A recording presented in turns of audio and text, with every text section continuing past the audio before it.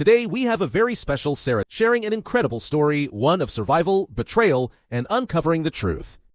Thank you for being here, Sarah. Thanks for having me. So, we're talking about a young woman named Nora. Let's start with her early life and what made her life miserable. She was a lovely girl but a poor soul. Her life took a tragic turn when she was just a little girl. After her mother passed away, her father remarried. It should have been a new beginning, but instead, it became a nightmare. Her stepmother was cruel and abusive. That sounds terrible. How did her stepmother treat her? Both emotional and physical. Her stepmother would insult her, saying things like, "You're just as useless as your mother." She would hit her for tiny mistakes. And the worst part? Her father just stood by and did nothing. That's heartbreaking. I can't imagine how devastating that must have been for a child. To have the one person who should protect you just do nothing. Exactly. Every night Nora cried herself to sleep feeling worthless, and every day her father ignored her suffering. So what was the breaking point for Nora? That was a long night for her. Her stepmother threw a plate at her. That was it. Nora knew she had to leave. She packed a small bag, waited for everyone to fall asleep, and ran away. That's terrifying. A young girl alone on the streets, where did she go? The night was cold, the streets empty. But then she saw it, a small diner with a flickering open sign. It looked warm, safe. Just tell me she went inside. I'm already feeling worried for her. Yes, she hadn't eaten all day. She needed a place where she didn't feel afraid. Did anyone notice her condition? The waitress did, a kind woman with streaks of silver in her hair. She smiled and asked, "What can I get you?" Nora could barely speak. She just muttered, "Just coffee," and slipped into a booth, flinching as her bruises hit the hard seat. The waitress noticed right away, placing the mug down softly and asking, "You sure you're all right, sweetie?" Did Nora tell her what was happening? No. She could only nod, afraid her voice would betray the storm of emotions inside. As she sat there sipping her coffee, another customer came in. A man in a worn leather jacket. He sat at the counter, ordered coffee, and seemed to notice Nora too. Did he say anything? Not at first. He asked the waitress, "Rough night?" She sighed and said, "Same as always, Joe."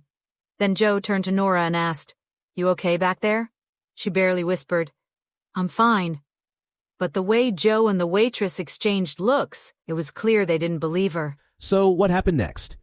Did they just let her leave, or? You'd love this part.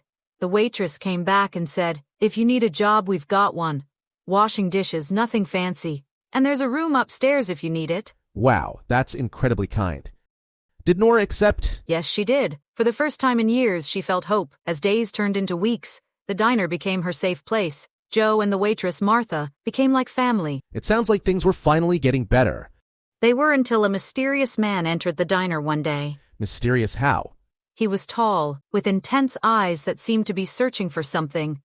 Or someone. Nora approached with her notepad and asked, "Coffee?" He looked up, and for a moment everything felt off. Who's he? Did she recognize him? Have they ever met before? That's the thing. She didn't think she knew him. He ordered black coffee, and as Nora poured it, she felt his eyes on her, watching. Almost like he knew something she didn't. Have you ever had that feeling when someone's staring at you, and it sends a chill down your spine? Yeah, it gives chills for sure. Did he say anything? As she turned to leave, he said, "Thank you, Nora." Wait, what? How did he know her name? That's exactly what she asked him.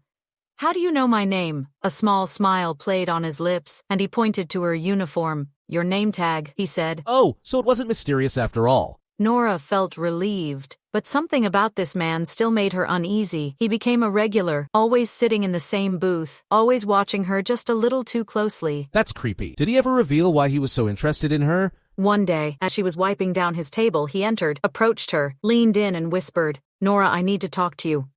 It's about your mother." Her mother? The one who passed away. What did he know? She never got the chance to ask. Before she could, more customers arrived, and he just whispered the word, "Later." Later when? Did they ever get to talk? No. Later that night, as Nora took out the trash, a van screeched to a halt beside her. Rough hands grabbed her before she could scream, and as they dragged her toward the van, a familiar voice cut through the night. Who was it? It was Justin.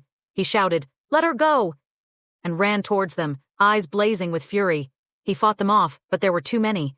As they shoved Nora into the van, their eyes met one last time, and Justin shouted, "Nora, I'll find you, I promise." So Nora was kidnapped? By who? That's the shocking part. When she woke up, she wasn't in some dirty basement. She was in a grand, elegant room, something out of a fairy tale or a nightmare. And who was behind this? The last person she expected. Her father, Henry, the same man who ignored her suffering for years. And now he stood before her, smiling. "Welcome home," he said. Wait, her father had her kidnapped? Why? Before she could even ask, her father dropped a bombshell that changed everything she thought she knew about her mother, about herself. What did he say? That's where we have to leave Nora's story for today. But trust me, things are about to get even darker. You can't just leave us like that. Whose side is Justin really on? What secrets does Nora's father know? How does this connect to her mother's past? Well, let's just say things are about to get even darker and more dangerous. What happens next is even messier than what she's already been through. This is absolutely gripping. Thank you for sharing this part of Nora's story with us today. To our listeners, we'll be continuing this conversation in our next episode, so make sure you don't miss it. Things are definitely about to get very messy. You won't want to miss it, trust me. Thank you again for joining us. Until next time, everyone. To know more, listen to the next episode or install the Pocket FM audio app and listen to the entire series.